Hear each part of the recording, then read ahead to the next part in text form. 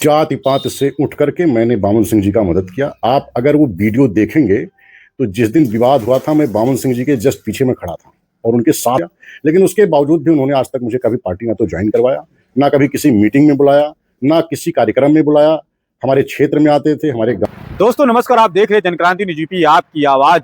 आपको बता दें कि जब चुनाव का समय जब आता है तो नेता जो है अपने अपने दल से अपने अपने प्रत्याशी जो है मैदान में उतरना शुरू हो जाता है। वैसे मैं आपको बता दूं कि अब चुनाव का समय आ रहा है। पंचायती चुनाव और प्रधानी चुनाव, जिला पंचायत क्षेत्र का चुनाव जो है अब सिलसिला शुरू हो गया है। उसको लेकर के अपने अपने क्षेत्र में जो जिला पंचायत पद प्रत्याशी के लिए जो चुनाव के लिए जो तैयारी करना चाहते हैं, जो चुनाव लड़ना चाहते हैं, वो नेता जो प्रधान हैं वो भी लोग अब जो है मैदान में उतरना शुरू कर दिए हैं। और हम बात करेंगे, आज हमारे साथ एक अधिवक्ता हैं, वो भी जो है कचहरी में बैठते हैं और चुनाव के क्षेत्र में अब मैदान में भी आ रहे हैं। पूर्व में चुनाव जिला पंचायत लड़ भी चुके हैं, इस बार भी चुनाव लड़ने के लिए मैदान में हैं। क्या उनका उद्देश्य है, क्या विजन है, सारे प्रकरण को लेकर के मैं आज उनसे बात करूंगा और उनसे मुखातिब होऊंगा। आप लोग जरूर जो है पूरा वीडियो को अंत तक जरूर सुनिएगा और अपनी प्रतिक्रिया जरूर दीजिएगा। ऐसे लग मेरा नाम एडवोकेट पंकज कुमार दीक्षित है और मेरा जो घर है वो रुपेडी ब्लॉक में पड़ता है। ग्राम पंडिल सविता, मौजा है बीरपुर भोज।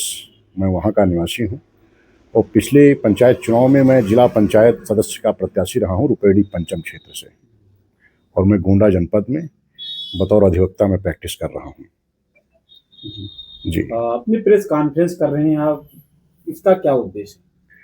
प्रेस कॉन्फ्रेंस का ये उद्देश्य है कि जो हमारा पंचायत चुनाव आने वाला है, इसमें हम जैसे पिछली बार चुनाव लड़े थे तो उसी तरीके से इस बार भी चुनाव मैदान में जो है उतरने की तैयारी कर रहे हैं और जिला पंचायत सदस्य का चुनाव लड़ने की पूरी तैयारी चल रही है। पिछली बार चुनाव कहाँ से लड़े थे? पिछली बार चुनाव में रुपेडी पंचम से लड़ा था, क्योंकि हमारा घर बॉर्डर पे आता है, रुपेडी तृतीय और रुपेडी पंचम के बीच में आता है। तो पिछली बार मैं रुपेडी पंचम से लड़ा था। इस बार कहाँ से चुनाव लड़ेंगे? अब इस बार अभी मैंने जो है समाजवादी पार्टी के कुछ जो पूर्व नेता लोग हैं, माननीय बैजनाथ दुबे जी विधायक जी से मेरी मुलाकात हुई है। अब अभी पार्टी तो मैंने आधिकारिक रूप से नहीं ज्वाइन किया है, लेकिन जैसा कि उनका आश्वासन मिला है कि आप जहां से चाहेंगे, जहां से आप लड़ेंगे, वहां से आपको पूरा सहयोग किया जाएगा, पार्टी की तरफ से पूरा आपका समर्थन दिया जाएगा, आपको पूरी मदद की जाएगी। तो अभी आधिकारिक रूप से तो मैंने पार्टी नहीं ज्वाइन किया है, क्योंकि जब से मेरी उनकी मुलाकात हुई माननीय विधायक जी से, उसके बाद में पंचायत चुनाव चल रहा था इधर मुंबई में, तो वहाँ पर वो प्रचार करने के लिए गए हुए हैं और संभवतः कल आ जाएंगे। तो उनसे बैठकर डिटेल में चर्चा होगी और पार्टी भी आधिकारिक रूप से ज्वाइन करेंगे। और जहाँ से जो जिला प्रशासन, जिला के जो शीर्ष नेतृत्व हैं समाजवादी पार्टी का, जिलाध्यक्ष लोग हैं और माननीय विधायक जी हैं, पूर्व विधायक बैजनाथ दुबे जी, जहाँ से उन लोगों का डायरेक्शन मिलेगा, जहाँ से समर्थन मिलेगा, वहाँ से हम फाइनल करेंगे कि चुनाव कहाँ से लड़ा जाए। अपनी समाजवादी पार्टी के चुनाव बीएसपी भी है, कांग्रेस भी है और सत्ता पक्ष में इसमें भाजपा का लहर है। समाजवादी पार्टी मजबूत विपक्ष के रूप में है और समाजवादी पार्टी की जो नीति है, पिछड़े, दलित और अल्पसंख्यक तथा सामाजिक न्याय को प्रमोट करना, संविधान की रक्षा करना। जैसा कि माननीय अखिलेश यादव जी का सिद्धांत था कि जो पद होता है ये जनता की सेवा करने के लिए है, तो उसी तर्ज पर मैंने उनकी नीतियों को समझा, देखा कि भाजपा में बहुत भीड़ है। पिछली बार मैं चुनाव लड़ रहा था, मुझे बीजेपी के शीर्ष नेतृत्व ने मना किया था, मैं चुनाव लड़ा, मैं नहीं माना, तो मुझे 6 साल के लिए निष्कासित कर दिया गया। उसके बावजूद भी मैं बीजेपी की नीतियों पर मैं काम करता रहा, बीजेपी के साथ मैं जुड़ा रहा।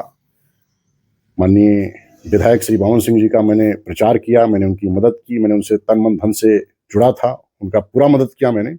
लेकिन उन्होंने आज तक मुझे कभी कोई इम्पोर्टेंस नहीं दिया, कभी कोई तवज्जो नहीं दी, ना तो मुझे कभी उन्होंने पार्टी ज्वाइन करने के लिए बुलाया, ना पार्टी ज्वाइन कराया, और कभी मुझे कोई इम्पोर्टेंस नहीं दिया। तो मुझे लगा कि भाजपा में बहुत भीड़ है, इसलिए जो है मैंने चुना कि भीड़ का हिस्सा ना बन करके नेतृत्व का हिस्सा बना जाए। समाजवादी पार्टी में जो है भीड़ का हिस्सा नहीं, नेतृत्व का हिस्सा बनने के तर्ज पर मैंने समाजवादी पार्टी की नीतियों से प्रभावित होकर के मैं अजय बैजनाथ दुबे जी से भेंट किया हूँ, मुलाकात किया हूँ, और नए साल पर हमारी उनकी भेंट हुई है, मुलाकात हुई है। आप एक अधिवक्ता भी हैं और राजनीति में जा रहे हैं। राजनीति में अगर आप सफल होते हैं तो इसको दोनों कैसे कंप्रोमाइज, क्या जरूरत पड़ेगी राजनीति में जाने की? इतने पढ़े लिखे, इतना अच्छा खासा। मैंने बहुत अच्छा प्रश्न किया है।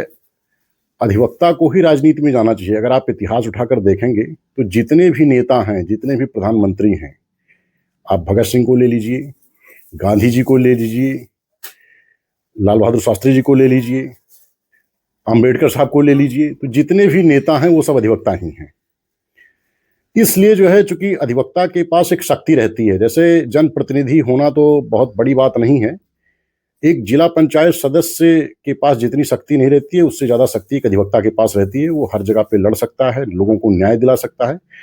तो मैं समझ रहा हूँ कि अगर जनता मुझे अवसर देती है तो मैं उसकी सेवा अच्छे ढंग से कर पाऊंगा। उसकी समस्याओं को मैं सड़क से लेकर के सदन तक उठा सकता हूँ और सत्तासीन लोगों तक मैं आसानी से पहुंचा सकता हूँ। मेरे पास कानून के साथ साथ में, शस्त्र के साथ साथ में शास्त्र का भी ज्ञान है। तो मुझे लगता है कि अगर वो अधिवक्ता को अगर अवसर देती है जनता, तो उसकी बात निश्चित रूप से सड़क से लेकर के सदन तक पहुंचने में आसानी होगी। अभी आपने कहा बीच में मैं बावन सिंह के साथ में था और काफी मैंने उनकी मदद किया वहां पर, लेकिन मुझे रिस्पांस नहीं मिल पा रहा है, दिया उन्होंने। लेकिन अभी देखा जा रहा है बीच में जो है बावन सिंह और वहां के कटरा के जो है ब्लॉक प्रमुख के बीच में काफी जातीय समीकरण को लेकर घमासान चल रहा था। क्या लगता है आपको, क्या वो जो घमासान युद्ध जो हुआ बीच में, जो चल रहा है, आज भी चल रहा है, क्या वो आप पर भी कहीं लागू हो रहा है? जाति पात से उठ करके मैंने बावन सिंह जी का मदद किया। आप अगर वो वीडियो देखेंगे तो जिस दिन विवाद हुआ था, मैं बावन सिंह जी के जस्ट पीछे में खड़ा था और उनके साथ में खड़ा था और मजबूती के साथ खड़ा था, तन मन धन से खड़ा था। इस विवाद के बाद में मैं बावन सिंह जी के लखनऊ आवास पर जा करके मैंने उनसे भेंट किया, मैंने उनका हालचाल पूछा, मैंने उनका कुशल क्षेम जाना और उनको मैंने सहयोग, हर एक प्रकार से मैंने सहयोग करने का उनको आश्वासन दिया और उनके साथ में था। उसके बाद में भी उनके कैंप कार्यालय पर, उनके आवास पर जाकर के मैंने भेंट किया। लेकिन उसके बावजूद भी उन्होंने आज तक मुझे कभी पार्टी ना तो ज्वाइन करवाया, ना कभी किसी मीटिंग में बुलाया, ना किसी कार्यक्रम में बुलाया। हमारे क्षेत्र में आते थे, हमारे गांव में आते थे, हमारे यहाँ कार्यक्रम करके चले जाते थे, हमको उन्होंने कभी पूछा ही नहीं। क्या लगा मतलब आपको जो ब्राह्मणवाद और ठाकुरवाद का जो जहर चल रहा है, वो कहीं ना कहीं आप पर लागू हुआ? समाज में रहिए, ये ब्राह्मणवाद ठाकुरवाद का विषय नहीं था। मैं एक अधिवक्ता हूँ, मैं न्याय की नीतियों पर चलता हूँ। क्या सही है, क्या गलत है, वहाँ पर ये देखा जाना चाहिए कि क्या किसने गलत किया है, गलती किसकी है। ये मैटर नहीं करता है कि ब्राह्मणवाद और ठाकुरवाद, जो सही है वो सही है, जो गलत है वो गलत है। तो मित्रों, आप लोगों ने पूरी वीडियो को आप लोगों ने देखा कि पंचायती क्षेत्र चुनाव एक पढ़ा लिखा एक अधिवक्ता की जुबानी से आप लोगों की इस राजनीति की दिशा को, आपके क्षेत्र को दिशा में ले जाने के लिए जो इन्होंने वार्ता किया है, इस पर आपका क्या राय है, क्या विचार है? आप सभी लोग अपनी प्रतिक्रिया जरूर दीजिएगा। वीडियो अगर अच्छा लगे तो आप इसको शेयर भी कीजिएगा। अगला पड़ाव मेरा किसी और स्थान पर होगा, किसी और नए खबर के साथ। तब तक के लिए आप हमारे साथ बने रहे। जनक्रांति डीजीपी, आपकी आवाज।